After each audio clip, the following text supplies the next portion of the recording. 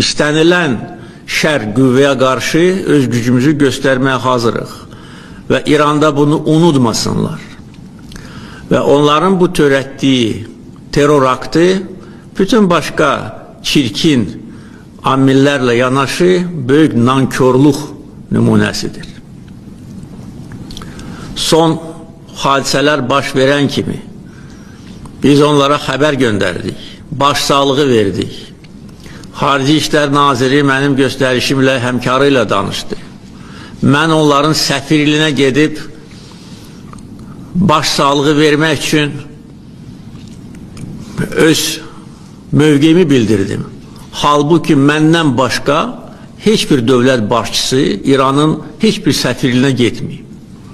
Yəni bunu qiymətləndirməmək, bunu yerə vurmaq, özlərini alçaq nankörlar kimi aparmaq heç kimə şərəf gətirmir. Və bu şərəfsizlər, bizə qarşı bu terror aktını törədənlər peşman olacaqlar. Bizim gücümüzü sınamasınlar. Bizim gücümüzü sınamaq istəyənlər, onların başı yarıldı dəmir yumruq vasitəsilə. Bugünkü hadisə də eyni nəticəni hasil edəcək.